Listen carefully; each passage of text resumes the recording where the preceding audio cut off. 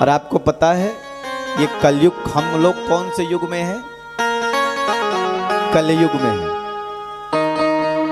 सतयुग में लोगों की उम्र कितनी थी? कितनी थी? 1,00,000 वर्ष। और देखो जब द्वापर आया, त्रेता आया तो 1 0 हट गया और लोगों की उम्र हो गई 10,000 वर्ष। और जब द्वापर आया तो 1 0 और हट गया और लोगों की उम्र हो गई 1,000 वर्ष। और जब कलयुग आया तो 1 0 और हट गया और लोगों की उम्र हो गई 100 वर्ष। 100 वर्ष भी हम पूरा जी पाते क्या? और कलयुग का वास कहां है? मदिरालयम, जहां मदिरा में यानी शराब में, सा माने सराहना, रो माने रुलाना, ब माने बर्बाद करना। शराब सड़ाती है, रुलाती है, बर्बाद कर देती है। मालूम है जब कलयुग आया तो क्या किया? सबसे पहले कहां हमला किया? कलयुग आया, कहते हैं धर्म के 4 चरण हैं। धर्म के तप, पवित्रता, दया और सत्य। और 3 चरणों को कलयुग ने आते से ही काट दिया। आज तप नहीं है, आज पवित्रता भी नहीं है। कंप्यूटर रूम में जूते चप्पल उतार के जाएंगे, किचन में जूते चप्पल पहन के जाएंगे, हैं? बहुत सारी चीजें हैं, यहाँ से कह नहीं सकते। समय के अनुसार व्यक्ति को चेंज भी होना चाहिए, मैं नहीं कहता। लेकिन आज के समय में वो पवित्रता भी नहीं, कुछ भी खाए जा रहे। पेट को कचड़े का डिब्बा बना लिया। मुर्गा महाराज, बकरा देव, बीड़ी महारानी, सिंगेट पटरानी, कैंसर की नानी, कुछ भी डालते जाओ पेट में, कुछ भी बना लिया। पवित्रता रह कहाँ गई? बचा क्या? कुछ भी खाए जा रहे हैं। पहले लोग क्या करते थे? अन्न को अपने हाथों से साफ करते थे, धुलते थे, कुछ की तरह फिर बना। फिर अभी कितनी मिलावट हो रही है क्या पता, कैसे कैसे कर रहे हैं, वो भी नहीं रहेगी। कोई भान ही नहीं है अपने आप का। भोजन स्नान करके कर रहे हैं कि बिना किए ही किए जा रहे हैं? भोजन बनाने वाला स्नान करके आया कि नहीं?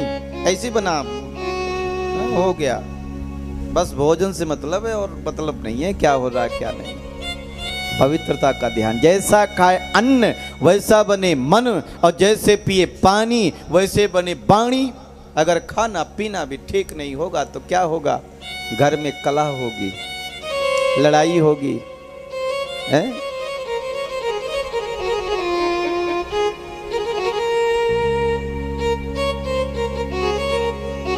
अगला दया।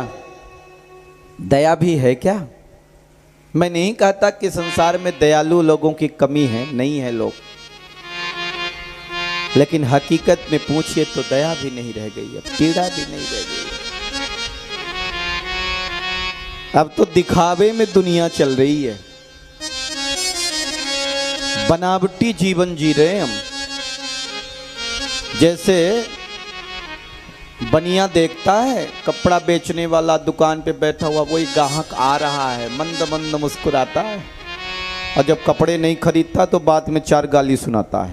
क्या कहो, गड़िक मुस्कान है, असली हंसी यही नहीं है, है? दया भी नहीं रह गया तो धर्म है कहाँ? धर्म ने दूसर सत्य समाना, आगम निगम पुराने बखाना। धर्म ने दूसर सत्य समाना, आगम निगम पुराने बखाना। और देखो कलयुग जब आया तो धर्म के सत्य को काट दिया। सत्य मने तप रूपी चरण को काट दिया, पवित्रता को काट दिया, दया को काट दिया। एक चरण बचा, वो है सत्य। जो अभी कुछ बचा हुआ है। मैं नहीं कहता हर व्यक्ति सत्य बोलता है, लेकिन आज भी कहीं न कहीं है सत्यता में ही, सत्य ही भगवान है, क्योंकि सत्य तो भगवान ही है और भगवान ही धर्म है और धर्म ही सत्य है, तो हमेशा ही रहता है। भला बताओ उसको कौन काट दे, बाकी तो कुछ बचा ही नहीं। धर्म न दूसर सत्य समाना, आगम निगम पुराण बखाना। ये श्रीमद् भागवत महापुराण हम जो आज जी रहे हैं इस बारे में बता रहे, ये कलयुग क्या स्वरूप क्या है। अब देखो, वृषभ रूप में धर्म है और धरती माता जो है गौ के रूप में है, क्योंकि जब कलयुग आ गया तो चारों तरफ कलह मच गई। करही अनीति जाय नहीं बरणी, शीदहि विप्रधेनु सुर धरणी। इतनी अनीति बढ़ जाए जिसका वर्णन न किया जा सके तो धरती माता विकल हो जाती हैं। और देखो वो गाय का रूप धारण कर लेती, त्राहिमाम करती हैं, गुहार लगाती हैं भगवान से, ईश्वर से, देवताओं से कि अब मेरी सुरक्षा कीजिए। सिंधु भार नहीं मोही, भार नहीं मोहे। जस मोहि गरुय एक पर द्रोही, जस में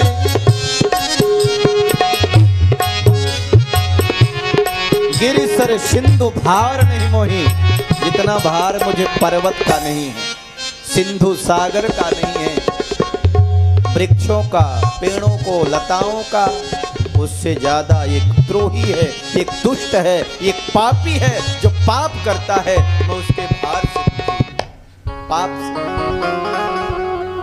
देखो कलयुग ने क्या किया, एक लंबी चौड़ी तलवार लेके आया, बड़ा लंबा चौड़ा उसका मस्तक है, उसमें बड़ी लंबी चौड़ी है मुकुट पहना हुआ है, तलवार लंबी ली हुई है, और देखो बैल को और गाय को पीट रहा है, मार रहा है। बैल रूप में धर्म है, वृषभ देव हैं, जिनके एक पैर बचा है, 3 पैरों को काट दिया है और चौथे पैर को भी काटने के लिए दौड़ रहा है। इधर गौ माता के रूप में स्वयं धरती माँ है। दोनों विकल हैं, दोनों दुखी हैं और एक दूसरे को देख करके रो रहे हैं, दुखी हो रहे हैं। महाराज परीक्षित का राज्य था, सम्राट परीक्षित। कहते हैं बहुत ही कम समय में सारे संसार को महाराज परीक्षित ने जीत लिया। ये अर्जुन के पोता हैं, अभिमन्यु के पुत्र हैं। और देखो महाराज परीक्षित ने जब ये दृश्य देखा तो महाराज परीक्षित की आंखों में आंसू आ गए। मेरे राज्य में मेरे रहते हुए इस वृषभदेव की, इस बैल की ये दशा, इस गौ माता की ये दशा। मेरे गोविंद का गोपाल नाम ही इसलिए पड़ा क्योंकि गौ माता की सेवा करते थे। आज मेरे सामने गौ माता को मारा जा रहा है। आज भी वर्तमान में दुनिया में देख लो कैसे कैसे राक्षस पैदा हो गए हैं, गौ माता को भी मार कर खाए जा रहे हैं, भक्षण कर रहे हैं। ये राक्षस नहीं है तो और क्या है, छोड़ते नहीं है। क्या से क्या कर रहे हैं मैं यहां से कह भी नहीं सकता। दुष्टता के हद किए जा रहे हैं, जिनको क्या बोले। प्यारे भाई बहनों, महाराज परीक्षित ने अपनी धनुष बाण उठाया, तलवार निकाली और कलयुग को मारने के लिए दौड़ पड़े। और जैसे दौड़े वैसे कलयुग समझ गया कि महाराज परीक्षित के सामने, सम्राट परीक्षित के सामने मेरी नहीं चल पाएगी। सो उनके चरणों में गिर गया और कहने लगा त्राहिमाम त्राहिमाम पाहिमाम। महाराज परीक्षित को अपने बाबा की बात याद आ गई। धर्मराव युधिष्ठिर ने कहा था, पुत्र अगर तुम्हारी शरण में एक बार कोई आ जाए, शरण में आ जाए तो एक बार उसे जरूर माफ कर देना। महाराज परीक्षित ने कहा, तू मेरे पैरों में गिर गया, मेरी शरण में आया है, जा मैं तुझे माफ किया, लेकिन बता तू है कौन। उसने कहा भगवान मेरा नाम है कलयुग, कलयुग दूर हो जाओ मेरे राज्य से, अब दोबारा दिखाई नहीं देना चाहिए। कलयुग ने कहा महाराज मैं जाऊं कहाँ, इस धरती पर जहां ही जाता हूं धनुष बाण लेकर के आप वहीं खड़े हैं, मैं जाऊं तो जाऊं कहां, सारी धरती तो आप ही की है, कोई स्थान मुझे भी दीजिए ना। महाराज परीक्षित ने कहा ये बताओ तुम में कितने गुण हैं और कितने अवगुण हैं। कलयुग ने कहा 99, 100 में से 99 अवगुण हैं, केवल एक ही गुण है। वो क्या है?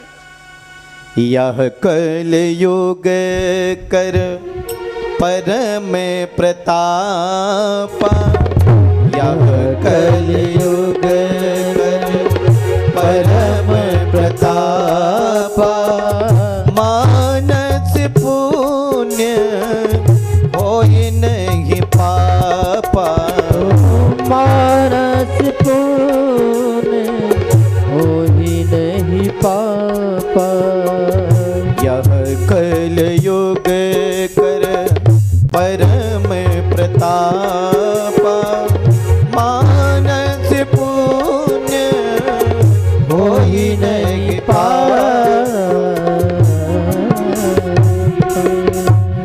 क्या प्रताप है? यह कलयुग कर परम प्रतापा, कलयुग का प्रताप है आपके सोचने से पुण्य हो जाएगा और सोचने से पाप नहीं होगा। जरा बताओ कितना बड़ा गुण है। जैसे आपने सोचा हम आज भगवान को लड्डू चढ़ाएंगे, कितने केजी का? तो 100 कुंटल का चढ़ाएंगे, 100 कुंटल का भोग लगाएंगे, क्योंकि सोचना ही तो है, चढ़ाना तो है नहीं। लेकिन सोचता भी नहीं व्यक्ति। आज बैजनाथ धाम में भगवान भोलेनाथ के दर्शन कर रहे हैं और देखो उनका अभिषेक कर रहे हैं, किए नहीं, खाली सोच रहे हैं। इसमें भी कंजूसी, सोचता भी नहीं व्यक्ति। केवल सोच ले तो भी अभिषेक करने का फल आपको मिल जाएगा, किया नहीं। हमने आज भगवान के निमित्त, भागवत महापुराण के निमित्त इतना दान किया, सोचना है, करना नहीं है, लेकिन सोचता भी नहीं व्यक्ति। सोचता क्या? सोच भी ले तो भी पुण्य मिलेगा, लेकिन पाप सोचने से नहीं होगा, पाप करने से होगा। यही कलयुग की महिमा है।